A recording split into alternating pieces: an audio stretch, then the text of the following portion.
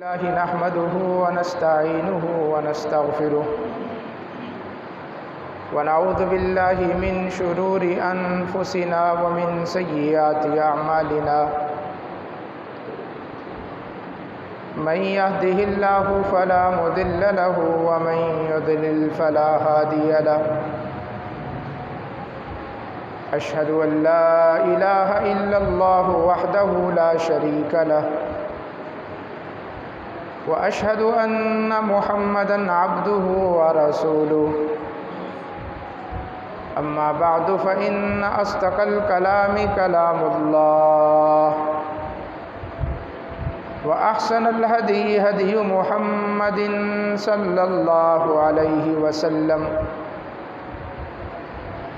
وشر الأمور محدثاتها فإن كل محدثة بدعة وكل بدعة ضلالة وكل ضلالة في النار من يطع الله ورسوله فقد رشد واهتدى ومن يعص الله ورسوله فقد ضل وغوى سبحانك لا علم لنا إلا ما علمتنا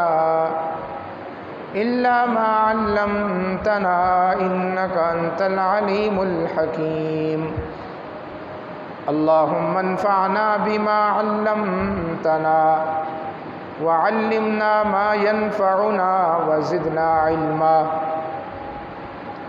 رب اشرح لي صدري ويسر لي أمري واحلل عقدة من لساني يفقه قولي اللهم ربي زدني علما اللهم صل على محمد وعلى أزواجه وذريته كما صليت على آل إبراهيم وبارك على محمد وعلى أزواجه وذريته كما باركت على آل إبراهيم إنك حميد مجيد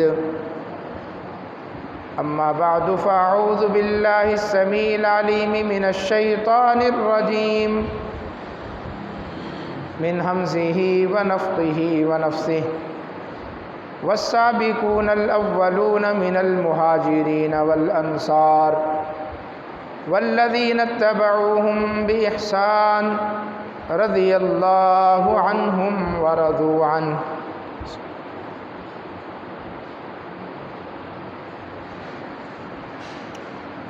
سیدنا علی المرتضیٰ رضی اللہ تعالی عنہ کی شان میں نبی اکرم صلی اللہ علیہ وسلم کا ایک فرمان ہے اور بڑا معروف ہے کہ رسول اللہ صلی اللہ علیہ وسلم نے فرمایا تھا من کنت مولاہ فعلی مولاہ۔ اس کا صحیح ترجمہ یہ ہے کہ میں جس کا دوست ہوں علی بھی اس کا دوست ہے۔ یہ سیدنا علی رضی اللہ تعالیٰ عنہ کی شان تھی، مقام تھی، ان کا مرتبہ تھا جو نبی اکرم صلی اللہ علیہ وسلم نے بیان فرمایا۔ اس سے کچھ حضرات نے یہ معنی اخذ کیا کہ نبی اکرم صلی اللہ علیہ وسلم کا یہ فرمان دراصل سیدنا علی رضی اللہ تعالیٰ عنہ کی خلافت کا اعلان ہے۔ اس فرمان کے ذریعے اللہ کے نبی صلی اللہ علیہ وسلم نے سیدنا علی کو گویا اپنا جانشین نامزد کیا ہے، ان کے بارے میں وصیت کی ہے، ان کو وصی بنایا ہے۔ اور اس حدیث کا ترجمہ وہ کرتے ہیں من کنت مولاہ فعلی مولاہ، کہ میں جس کا مولا ہوں علی بھی اس کا مولا۔ دیکھیں حدیثیں جو اللہ کے نبی صلی اللہ علیہ وسلم نے ارشاد فرمائی ہیں، آپ کے جو اقوال ہیں وہ مختلف مواقع پر آپ نے وہ باتیں ارشاد فرمائیں، اور حدیثوں کا صحیح مفہوم سمجھنے کے لیے کہ یہ حدیث کس معنی میں ہے، اس کا مطلب کیا ہے، اس حدیث کا شان ورود دیکھا جاتا ہے، شان ورود۔ جس طرح قرآن مجید کا شان نزول دیکھا جاتا ہے کہ قرآن مجید کی یہ آیت کب نازل ہوئی، کس موقع پر نازل ہوئی، آیا کسی نے کوئی سوال کیا تھا تب یہ قرآن نازل ہوا تھا، کوئی واقعہ پیش آیا تھا، سوال کرنے والا کون تھا، مقامی صحابی تھا یا کوئی باہر سے آنے والا اعرابی تھا، سوال کس نے کیا تھا، سوال کی نوعیت کیا تھی، اس کو کہتے ہیں شان نزول۔ 114 صورتیں ہیں قرآن مجید کی، 30 سپارے ہیں اور 6000 سے زیادہ آیتیں ہیں۔ قرآن مجید کو سمجھنے کے لیے شان نزول سمجھنا ضروری۔ اگر آپ شان نزول نہیں سمجھتے، شان نزول نہیں پڑھتے، شان نزول کو ایک طرف رکھ دیتے ہیں، قرآن مجید کی کسی ایک آیت کا بھی صحیح ترجمہ اور مفہوم اور تشریح آپ بیان ہی نہیں کر سکتے۔ تو قرآن کو سمجھنے کے لیے شان نزول کو سمجھنا ضروری۔ اگر کوئی شان نزول کے بغیر قرآن کا کوئی ترجمہ کرتا ہے، تشریح کرتا ہے، تو وہ گمراہ، خود بھی گمراہ ہے اور لوگوں کو بھی گمراہ کرتا ہے۔ بالکل اسی طرح حدیثوں کا بھی شان ورود ہوتا ہے کہ اللہ کے نبی نے یہ بات کیوں ارشاد فرمائی، کب ارشاد فرمائی، مسئلہ کیا ہوا تھا، کیا واقعہ پیش آیا تھا، کیا ضرورت تھی۔ یہ حدیث جو سیدنا علی رضی اللہ تعالیٰ عنہ کی شان میں ہے کہ من کنت مولاہ فعلی مولاہ، یہ حدیث اللہ کے نبی صلی اللہ علیہ وسلم نے کب ارشاد فرمائی، اس کا پس منظر کیا ہے، سیاق و سباق کیا ہے۔ جب تک حدیث کو اس کے پس منظر کے تحت نہیں سمجھیں گے، حدیث نہیں سمجھ میں آئی۔ سیاق و سباق نہیں ڈھونڈیں گے، ہر کوئی حدیث کو اپنا معنی مطلب پہناتا چلا جائے گا، حدیث کا صحیح معنی اور مفہوم سمجھ میں نہیں آئے گا۔ دیکھنا پڑے گا کہ اس حدیث کا شان ورود کیا ہے۔ تو آئیں میں آپ کو بتاؤں کہ یہ حدیث من کنت مولاہ فعلی مولاہ اللہ کے نبی نے کب ارشاد فرمائی۔ سن 8 ہجری میں مکہ فتح ہوا اور اس کے اگلے سال سن 9 ہجری میں نبی اکرم صلی اللہ علیہ وسلم نے سیدنا علی رضی اللہ تعالیٰ عنہ کو یمن کا گورنر بنا کر بھیجا۔ یمن بہت بڑا علاقہ تھا، کچھ حصے کا سیدنا علی رضی اللہ تعالیٰ عنہ کو گورنر بنا کر بھیجا۔ سیدنا علی وہاں گئے اور اللہ تعالیٰ کی حاکمیت انہوں نے قائم کی، اللہ کی توحید انہوں نے وہاں پر قائم کی۔ کچھ قبیلوں کے ساتھ جنگ بھی ہوئی، کچھ قبیلوں نے ایسے ہی اسلام کو قبول کر لیا اور یوں اچھا خاصا علاقہ یمن کا سیدنا علی رضی اللہ تعالیٰ عنہ کے ہاتھوں فتح ہوا۔ 1 سال گزر گیا، 10 ہجری کا آخری مہینہ آ گیا، ذو الحج کا مہینہ۔ نبی اکرم صلی اللہ علیہ وسلم حج کے ارادے سے مدینہ طیبہ سے نکلے۔ یہ اللہ کے نبی کا پہلا اور آخری حج تھا، اس کو ہم حجۃ الوداع کہتے ہیں۔ آپ صلی اللہ علیہ وسلم حج کے لیے نکلے۔ اب جس جگہ پر یہ خبر پہنچتی کہ رسول اللہ صلی اللہ علیہ وسلم حج کے لیے نکلے ہیں، وہ وہیں سے حج کے لیے نکل پڑتا۔ سیدنا علی رضی اللہ تعالیٰ عنہ یمن میں تھے، ان کو پتہ چلا کہ رسول اللہ صلی اللہ علیہ وسلم حج کے لیے نکلے ہیں۔ انہوں نے اہل یمن کو کہا کہ سب نکلو اور ہم یہاں سے یمن سے نکل کر سیدھا مکہ جائیں گے اور وہیں جا کر اللہ کے نبی صلی اللہ علیہ وسلم سے ملاقات کریں۔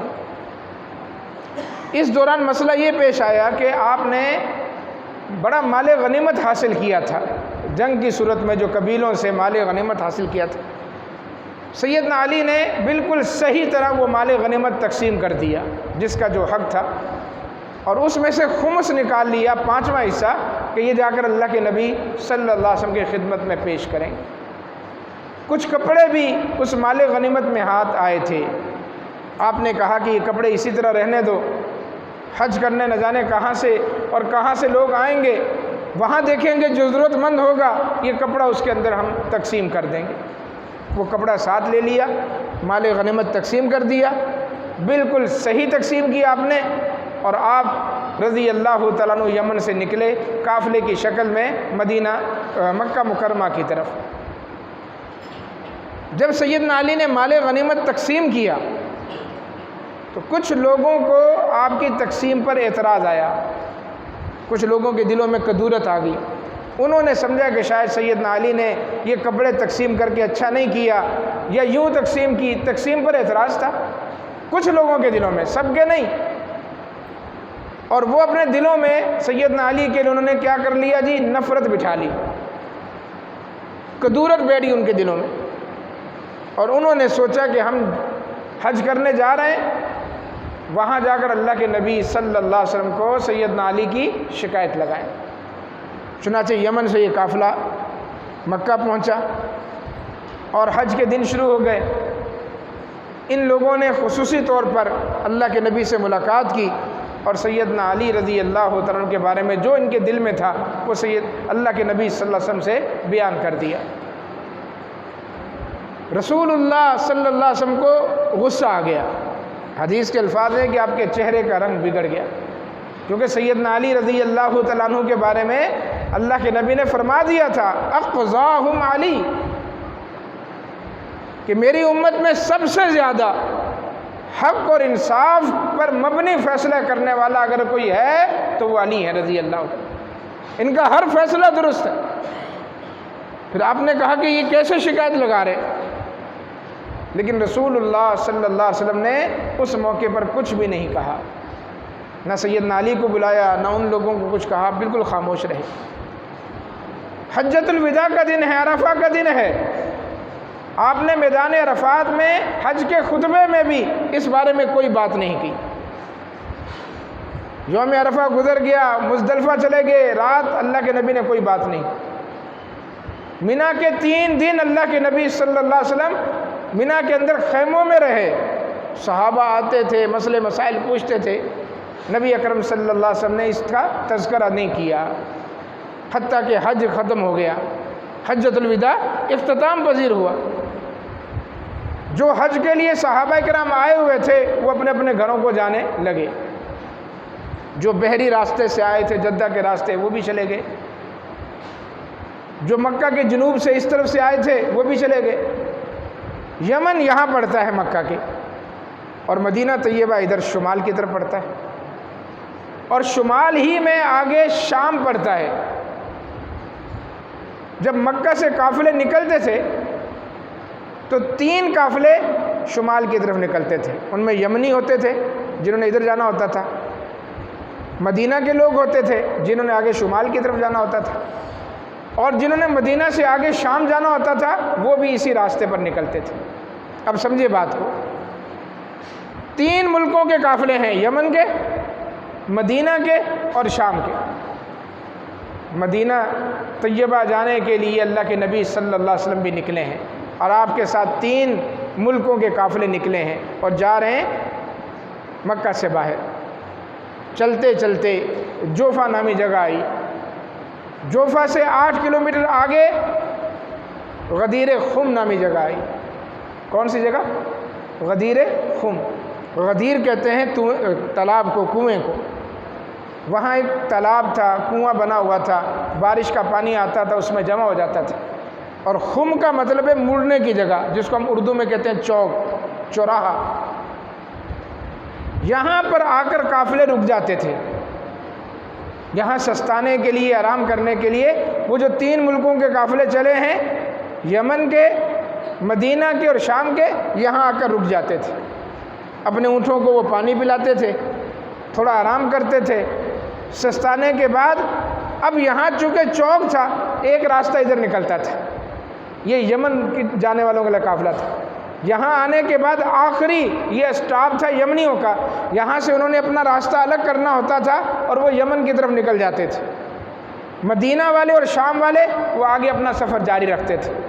اب یہاں پر لوگ ٹھہرے ہوئے ہیں، اور یہاں سے جیسے ہی کوچ کریں گے یمنیوں نے الگ ہو جانا ہے۔ اور یمنیوں نے شکایت لگائی تھی کس کی؟ سیدنا علی کی۔ ان کے دلوں میں کدورت تھی، ان کے دلوں میں سیدنا علی کے لیے نعوذ باللہ نفرت آ گئی تھی۔ ظہر کی نماز اللہ کے نبی صلی اللہ علیہ وسلم نے یہاں پڑھائی۔ 18 ذی الحج کی تاریخ تھی، جگہ کا نام ہے غدیر خم۔ ظہر کی نماز پڑھانے کے بعد نبی اکرم صلی اللہ علیہ وسلم کھڑے ہوئے اور آپ نے کھڑے ہو کر صحابہ سے پوچھا، الست اول المؤمنین بانفسہم وازواجی امہاتہم، آپ نے کہا مجھے بتاؤ کیا میں مومنوں کے لیے ان کی جانوں سے زیادہ عزیز نہیں ہوں؟ مومنوں کے لیے میں ان کی جانوں سے زیادہ عزیز نہیں ہوں، اور میری مائیں اور میری بیویاں تمہاری مائیں نہیں ہیں؟ آپ نے سوال کیا، مجھے بتاؤ کیا میں مومنوں کے لیے ان کی جانوں سے زیادہ عزیز نہیں ہوں؟ کیا میری بیویاں مومنوں کی مائیں نہیں ہیں؟ بلا یا رسول اللہ، صحابہ نے کہا ہاں کیوں نہیں اللہ کے نبی، آپ ہمیں اپنی جانوں سے زیادہ عزیز ہیں، آپ کی ازواج مطہرات ہماری مائیں ہیں، یہ رشتہ تو قرآن نے بیان کیا۔ جب صحابہ نے بیک زبان ہو کر اس بات کا اقرار کیا، آپ نے سیدنا علی کا ہاتھ پکڑا اور کہا من کنت مولاہ فعلی مولاہ، تو پھر جو مجھے دوست رکھتا ہے وہ علی سے بھی دوستی رکھے، جو مجھ سے پیار کرتا ہے وہ علی سے بھی پیار کرے، جو مجھ سے محبت رکھتا ہے وہ علی سے بھی محبت رکھے۔ جس طرح تمہارے دلوں میں میری ذرا سی نفرت بیٹھ نہیں سکتی، اس طرح تمہارے دلوں میں علی کے لیے بھی ذرا سی نفرت نہیں بیٹھنی چاہیے۔ جس طرح تم مجھ سے محبت کرتے ہو اس طرح سیدنا علی سے بھی محبت کرو۔ یمن کے قافلے کو اللہ کے نبی نے یہاں سے روانہ کر دیا، اور یہاں سے آگے مدینہ اور شام کے قافلے روانہ ہوئے۔ جو بات تھی یمنیوں کی اللہ کے نبی نے یہاں پر ختم کی۔ ان کے دلوں میں کدورت آ گئی تھی، ان کو بتا دیا کہ دلوں میں کدورت نہیں رکھنی، علی سے محبت رکھنا ایمان ہے اور علی سے نفرت رکھنا نفاق ہے۔ لہذا تمہارے دلوں میں علی کے لیے ذرا سی بھی نفرت نہیں ہونی چاہیے۔ علی کا ہر فیصلہ انصاف پر مبنی تھا، ہر فیصلہ درست تھا۔ مجھ سے محبت رکھتے ہو تو علی سے بھی محبت رکھو۔ یہ تھا اس حدیث کا پس منظر۔ اب بتائیں اس میں اللہ کے نبی صلی اللہ علیہ وسلم کیا خلافت تقسیم کر رہے ہیں؟ کیا سیدنا علی کے لیے جانشینی کا اعلان کر رہے ہیں؟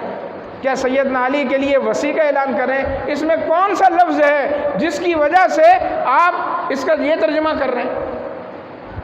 اصل میں ایک لفظ ہے مولا، لفظ مولا ہے، من کنت مولاہ فعلی مولاہ۔ اب ترجمہ اس کا یہ کرتے ہیں میں جس کا مولا علی اس کا مولا۔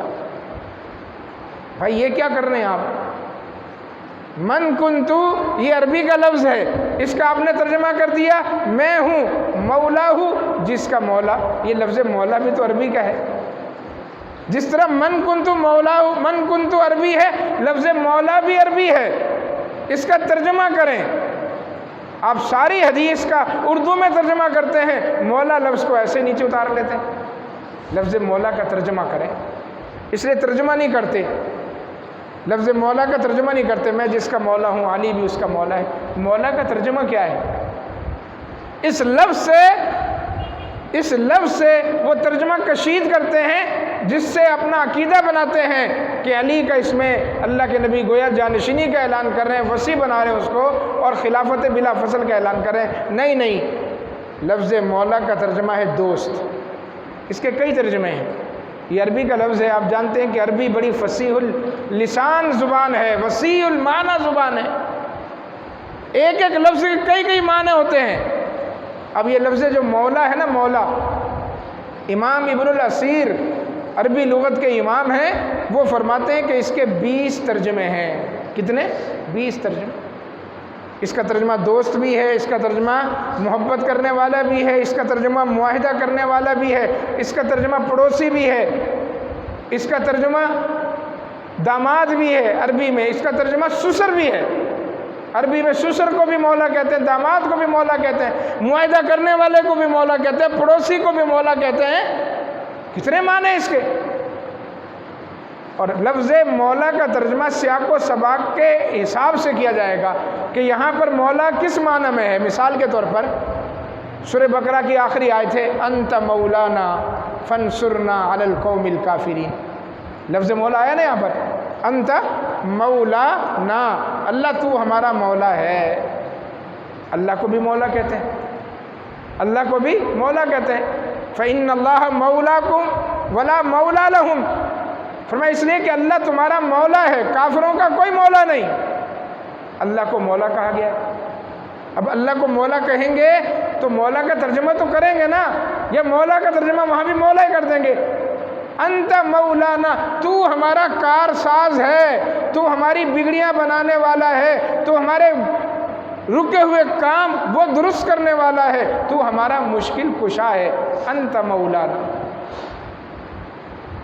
नबी अकरम सल्लल्लाहु अलैहि वसल्लम ने सैयदना ज़ैद बिन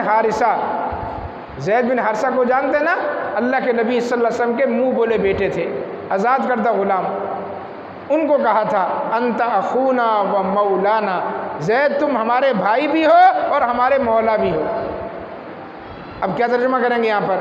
ज़ैद को अल्लाह के नबी ने मौला कहा, तो ज़ैद को जो मौला कहा गया वो किस माना में कहा गया? इसलिए कि अरबी में आज़ाद करदा ग़ुलाम को भी मौला कहा जाता है। ग़ुलाम, पहले ग़ुलामी होती थी, इंसान ख़रीदता था और फिर उसको अल्लाह के लिए आज़ाद कर देता था। अब जब ग़ुलाम को आज़ाद कर दिया तो वो ग़ुलाम अपने साथ लफ्ज़ मौला लगाता था कि मैं मौला हूँ फ़लाँ का, फ़लाँ ने मुझे ख़रीद के आज़ाद किया था। अल्लाह के नबी ने बेशुमार ग़ुलाम आज़ाद किए, उनमें से एक है सैयदना सौबान। हदीस की कोई भी किताब उठाएं, जो हदीस सैयदना सौबान से मरवी होगी उसमें इस तरह अल्फाज होंगे अन सौबाना मौला रसूलिल्लाह। ये हदीस सौबान से मरवी है जो रसूलुल्लाह के मौला है। क्या मतलब है रसूलुल्लाह के मौला है? यानी रसूलुल्लाह के आज़ाद करदा गुलाम। और तो और कुरान मजीद ने जहन्नुम को भी मौला कहा है। जहन्नुम मावाकुमुन नारु हिया मौलाकुम व बिअसल मसीर, सूरह हदीद की आयत है। तुम्हारा ठिकाना जहन्नुम है, हिया मौलाकुम, वो तुम्हारी मौला है। जहन्नुम को भी मौला कहा गया। तो इसका मतलब है कि लफ्ज़ मौला का तर्जुमा सियाक़ व सबाक़ के हिसाब से करेंगे, एक ही तर्जुमा हर जगह नहीं करेंगे कि लफ्ज़ मौला का तर्जुमा मौला। अल्लाह को मौला क्या माना, किस माना में कहेंगे? सैयदना ज़ैद को मौला कहा गया, किस माना में कहा गया? सैयदना अली को मौला कहा गया, किस माना में कहा गया? जहन्नुम को मौला कहा गया, किस माना में? हर जगह इसका तर्जुमा अलग होगा, अलग होगा, अलग होगा। जब तर्जुमा अलग होगा तो मन कुन्तु मौलाहु फ़अलियुन मौलाहु में तर्जुमा करेंगे मैं जिसका दोस्त हूँ अली भी उसके दोस्त हैं। यहाँ तर्जुमा दोस्त का होगा, यहाँ तर्जुमा जानशीनी का नहीं होगा, खिलाफत का नहीं होगा, वसीयत का नहीं होगा। तो ये एक हदीस है जिसको सैयदना अली रज़ी अल्लाह तआला अन्हु की फ़जीलत में अल्लाह के नबी सल्लल्लाहु अलैहि वसल्लम ने इरशाद फरमाया, लेकिन कुछ लोगों ने इसका गलत मफ़हूम माना बनाकर एक अक़ीदा गढ़ लिया कि जी गदीर खुम पर अल्लाह के नबी ने सैयदना अली की खिलाफत का ऐलान किया था, जिसे बाद में गसब कर लिया और कोई और खलीफा बन गया। कोई और नहीं, खलीफा वही बना पहले नंबर पर, दूसरे नंबर पर, तीसरे नंबर पर और चौथे नंबर पर जो अल्लाह की मर्ज़ी थी, अल्लाह की जिस पर रज़ा थी। अल्लाह ने जिसको चाहा उसको खलीफा अव्वल बनाया, जिसको चाहा खलीफा दोम बनाया, जिसको चाहा खलीफा सोम बनाया और जिसको चाहा खलीफा चाहरम बनाया। ये तरतीब अल्लाह की थी। पहले नंबर पर जो खलीफा बने अल्लाह की मर्ज़ी से बने और रसूलुल्लाह सल्लल्लाहु अलैहि वसल्लम के हुक्म पर बने। कौन बने? बोले जी कौन बने? सैयदना अबू बकर सिद्दीक़। जुमे में जब ख़तीब पूछे तो बोल सकते हैं, अपनी मर्ज़ी से कोई बंदा हरकत करे तो वो गलत है, लेकिन जब ख़तीब पूछे तो उसके जवाब में बोल सकते हैं। तो कौन बने खलीफा? अबू बकर सिद्दीक़ रज़ी अल्लाह, खलीफा बिला फसल, खलीफा अव्वल सैयदना अबू बकर सिद्दीक़। कैसे बने? अल्लाह के नबी सल्लल्लाहु अलैहि वसल्लम हज करके वापस आ गए, ज़ुल्हज का महीना ख़त्म हो गया, मुहर्रम का महीना ख़त्म हो गया, सफ़र का महीना आखिरी तारीख थी 29 तारीख। ज़रा तवज्जो से सुनिएगा, 29 तारीख थी। अल्लाह के नबी सल्लल्लाहु अलैहि वसल्लम रात के वक्त आधी रात को उठकर बकी कब्रिस्तान गए। अबू मुवैहबा आपके जो ग़ुलाम थे वो आपके साथ थे। आधी रात को बकी कब्रिस्तान गए और ऐन बकी के अंदर खड़े होकर आपने हाथ उठाकर अहले बकी की मग़फ़िरत की दुआ की। अबू मुवैहबा ने कहा अल्लाह के नबी रात के वक्त آدھی رات کو فرمایا اللہ نے مجھے حکم دیا ہے کہ میں اس وقت جا کر اہل بقیع کے لیے مغفرت کی اور بخشش کی دعا کروں۔ واپس آ گئے۔ صبح کسی صحابی کا انتقال ہوا یا صحابیہ کا انتقال ہوا، جنازہ تھا کوئی، اس جنازے کے ساتھ اللہ کے نبی اگلے دن دوبارہ بقیع قبرستان گئے۔ صبح کا وقت تھا، دھوپ چڑھ گیا، سورج چڑھ گیا، دھوپ تیز ہو گئی۔ اس دھوپ کی حدت اور شدت کی وجہ سے وہیں بقیع قبرستان میں اللہ کے نبی کی طبیعت خراب ہوئی اور آپ کو بخار چڑھ گیا۔ یہ سفر کی آخری تاریخ تھی، یہ ربیع الاول کی پہلی تاریخ تھی۔ آپ گھر آئے، بخار بڑھتا چلا گیا، بیمار ہو گئے اور بخار اترنے کا نام نہیں لے رہا۔ آپ سب سے اجازت لے کر آخری ہفتے میں ام المومنین سیدہ عائشہ صدیقہ طیبہ طاہرہ سلام اللہ علیہا ان کے گھر آ گئے۔ ربیع الاول کی 8 تاریخ تھی، ربیع الاول کی 8 تاریخ تھی، جمعرات کا دن تھا۔ آخری نماز جو اللہ کے نبی صلی اللہ علیہ وسلم نے صحابہ کو پڑھائی وہ مغرب کی تھی۔ صحابہ نے ایک ایک لمحہ یاد رکھا۔ اس نماز میں آپ نے سورہ والمرسلات عرفا پڑھی، صحابہ کو یہ بھی یاد رہا۔ آخری نماز مغرب کی نماز پڑھائی، آپ گھر میں تشریف لے گئے۔ نمازیں آپ پڑھا رہے تھے، طبیعت خراب تھی، سر پہ پٹی باندھ کے آتے تھے، صحابہ سہارا دے کر لاتے تھے، لیکن نمازیں تسلسل کے ساتھ اللہ کے نبی صلی اللہ علیہ وسلم ہی پڑھا رہے تھے۔ 8 ربیع الاول جمعرات مغرب کی نماز آخری نماز پڑھائی، عشاء کی نماز کا وقت ہوا، سیدنا بلال نے اذان دی۔ اذان دینے کے بعد حسب معمول اللہ کے نبی کے دروازے پر جا کر، امی عائشہ کے دروازے پر جا کر کہا الصلاۃ یا رسول اللہ، اللہ کے نبی آئیں، نماز کا ٹائم ہو گیا، جماعت کروائیں۔ اندر سے کوئی آواز نہیں آئی، اندر سے آواز نہیں آئی۔ صحابہ پریشان ہو گئے، بلال دوبارہ گئے، کوئی آواز نہیں آئی۔ اللہ کے نبی کی طبیعت خراب ہے، نڈھال ہے، غشی طاری ہو رہی ہے، کھڑا ہونے کی سکت نہیں ہے، لیکن اندر سے جواب نہیں دے رہے۔ صحابہ کا اضطراب بڑھ گیا، بے چینی بڑھ گئی۔ اللہ کے نبی صلی اللہ علیہ وسلم کو جیسے ہی ہوش آتا آپ ایک ہی سوال کرتے، کیا لوگوں نے نماز پڑھ لی؟ جواب ملتا وَهُمْ يَنْتَظِرُونَكَ یا رسول اللہ، اللہ کے نبی کیسے پڑھ لیں؟ آپ پڑھائیں گے تو صحابہ نماز پڑھیں گے، آپ کا انتظار کر رہے ہیں۔ بار بار اللہ کے نبی صلی اللہ علیہ وسلم کی طبیعت خراب ہو رہی ہے۔ بالآخر آپ نے اسی نقاہت کے عالم میں کہا مروا ابا بکر فلیصلی بالناس، جاؤ ابو بکر کو کہو کہ وہ لوگوں کو نماز پڑھائیں۔ مروا ابا بکر جمع کا صیغہ ہے، جاؤ سارے جاؤ اور میرے مصلی پر ابو بکر صدیق کو کھڑا کرو، ان کو کہو وہ نماز پڑھائیں۔ امی عائشہ صدیقہ طیبہ طاہرہ نے کہا اللہ کے نبی کسی اور کو کہہ دیں، میرے بابا رقیق القلب ہیں، دل کے بڑے نرم ہیں، وہ آپ کے مصلی پر کھڑے ہوں گے، روتے رہیں گے، نماز نہیں پڑھا سکیں گے، کسی اور سے کہہ دیں کہ وہ آپ کی جگہ پر نماز پڑھائے۔ اللہ کے نبی نے کیا کہا یأبی اللہ و یأبی المسلمون الا ابا بکر، ابو بکر کے علاوہ میرے مصلی پر اگر کوئی کھڑا ہوا، نہ آسمان والے اس کو مانیں گے نہ زمین والے اس کو مانیں گے، اللہ بھی اس کو نہیں مانے گا اور زمین والے مسلمان بھی اس کو نہیں مانیں گے، ابو بکر کے علاوہ کسی پر راضی نہیں ہوں گے، جاؤ ابو بکر کو کہو میرے مصلی پر کھڑے ہوں۔ یہ ہے خلافت بلا فصل کا اعلان، یہ ہے جانشینی کا اعلان۔ اللہ کے نبی آج نماز پڑھانے کے قابل نہیں ہیں، آج موقع تھا۔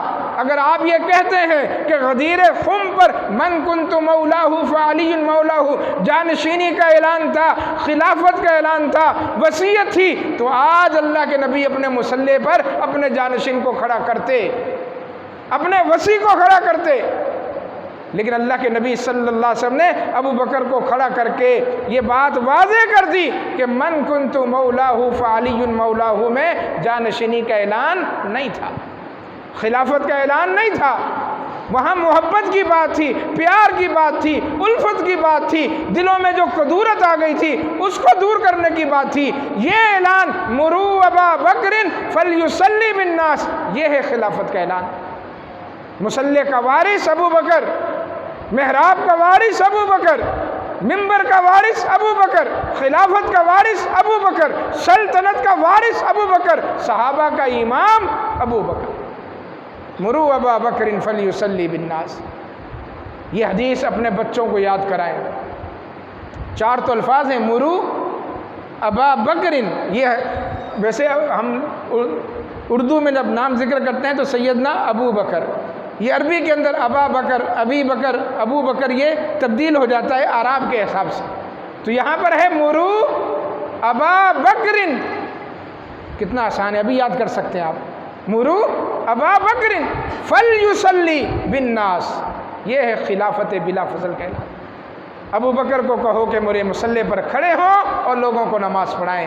چنانچہ سیدنا ابو بکر صدیق نے آپ صلی اللہ علیہ وسلم کی زندگی میں، آپ حیات ہیں، آپ زندہ ہیں، آپ کی زندگی میں آپ کے مصلی پر کھڑے ہو کر جمعرات کی 8 ربیع الاول کی عشاء کی نماز پڑھائی۔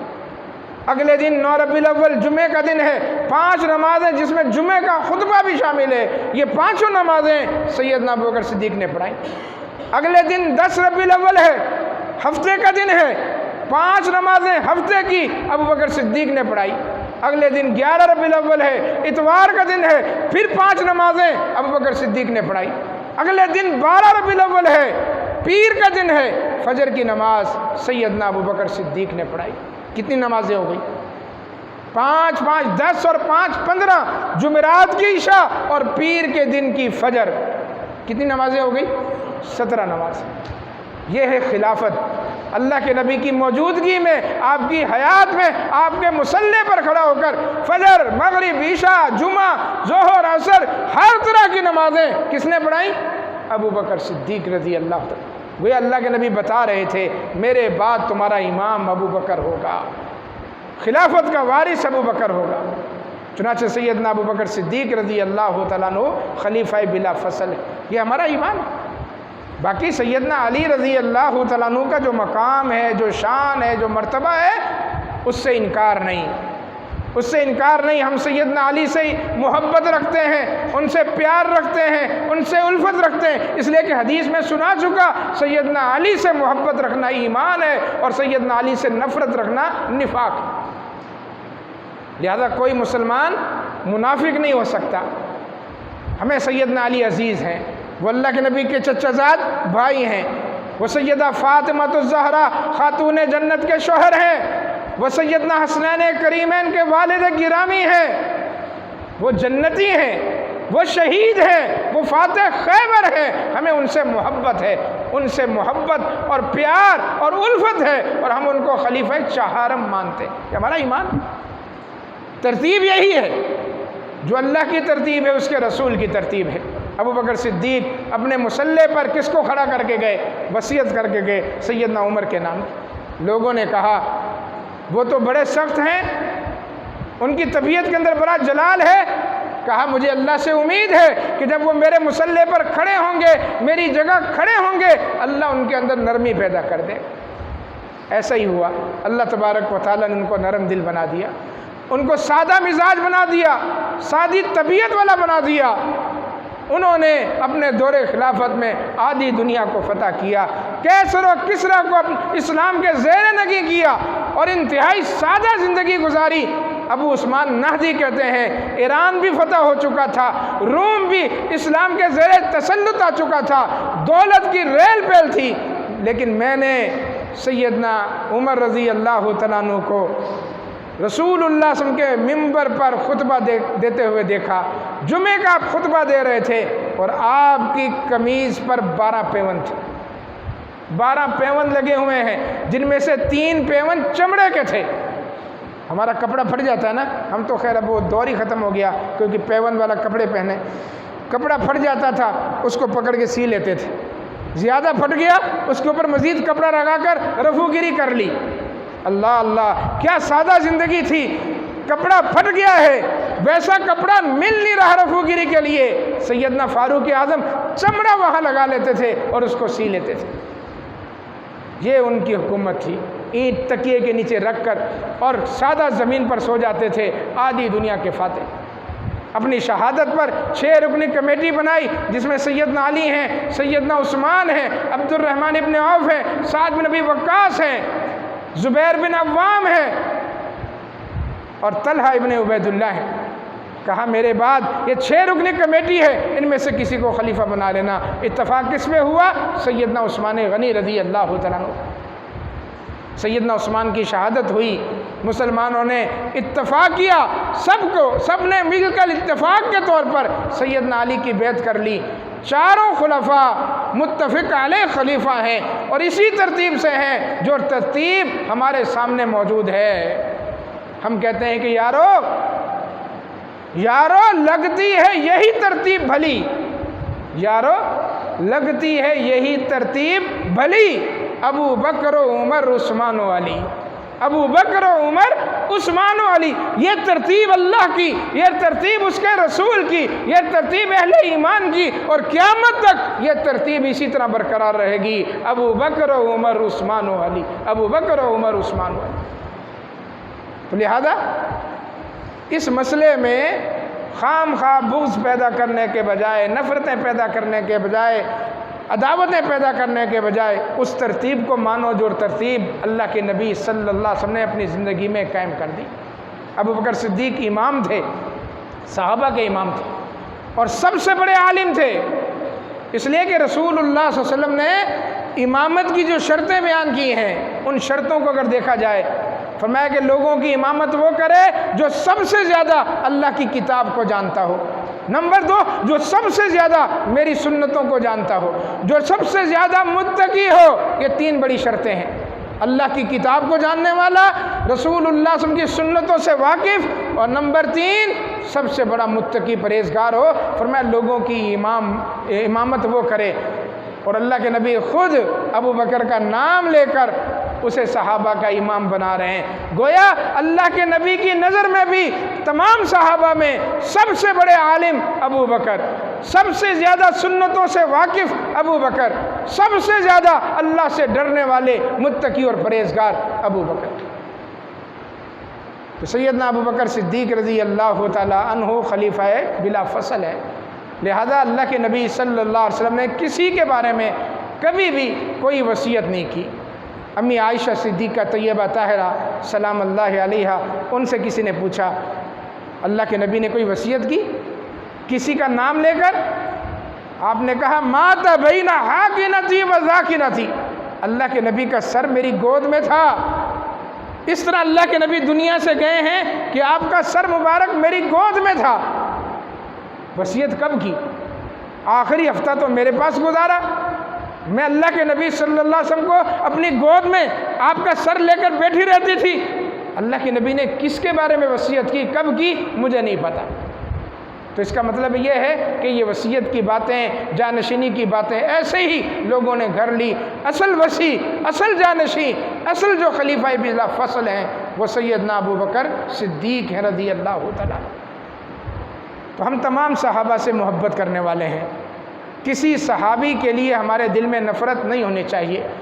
ابو بکر صدیق پہلے مسلمان ہیں، پہلے صحابی ہیں، پہلے خلیفہ ہیں، اور سیدنا ابو عامر، سیدنا ابو طفیل عامر بن واصلہ، سیدنا ابو طفیل عامر بن واصلہ رضی اللہ تعالیٰ عنہ فوت ہونے والے آخری صحابی ہیں۔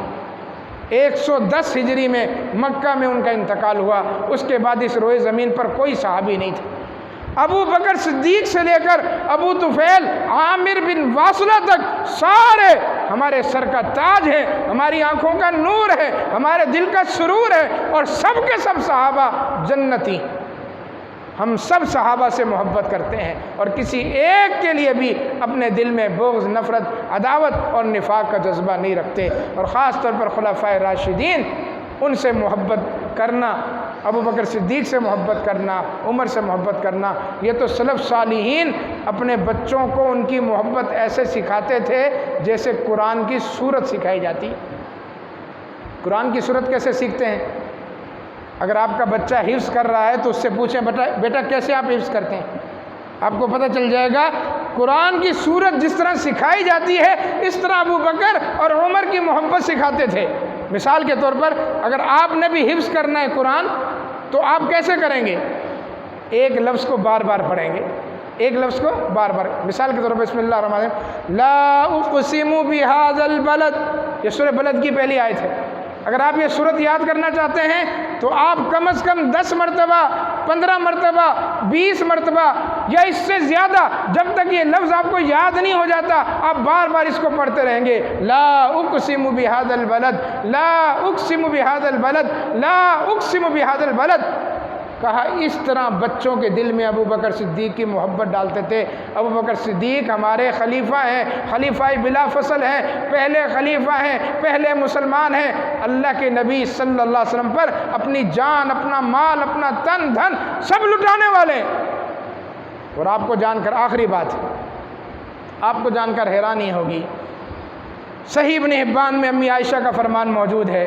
امی عائشہ صدیقہ طیبہ طاہرہ سلام اللہ علیہ، وہ فرماتی ہیں کہ میرے بابا ابو بکر صدیق تاجر تھے. کیا تھے؟ تاجر تھے، کپڑے کے تاجر تھے.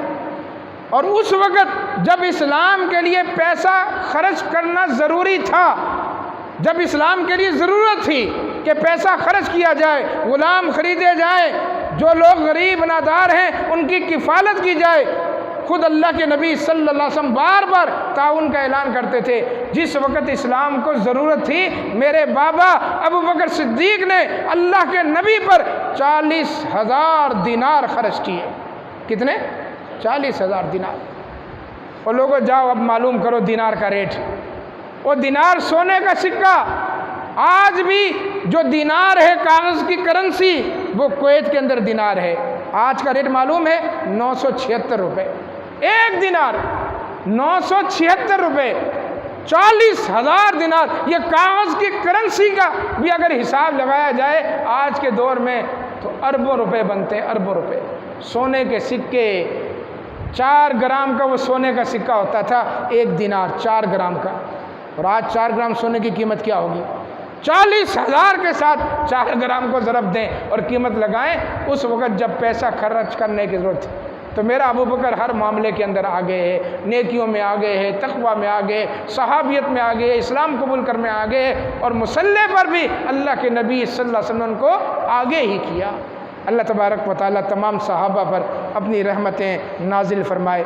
خاص طور پر سیدنا ابو بکر صدیق، عمر فاروق، عثمان غنی، علی المرتضیٰ، سیدنا حسن و حسین، سیدنا معاویہ، اللہ تبارک و تعالیٰ ان خلفاء پر اپنی کروڑہ رحمتیں نازل فرمائے اور ہمارے دلوں میں ان کی سچی محبت پیدا فرمائے اور ہمیں اور ہمارے بچوں کو، ہماری نسلوں کو ان سے محبت کرنے والا بنائے. اور اللہ ہمیں، ہمارے بچوں کو، ہماری نسلوں کو صحابہ کی نفرت سے محفوظ رکھے، ہمارے دلوں کو پاک اور صاف رکھے، صحابہ کا دلدار بنائے، صحابہ کا حبدار بنائے، صحابہ کا محبت کرنے والا بنائے. اور ہم صحابہ کرام کے لیے اپنی جان، اپنا مال، اپنی اولاد قربان کرنے کے لیے ہر وقت تیار رہیں. اللہ تعالی عمل پیرا ہونے کی توفیق عطا فرمائے.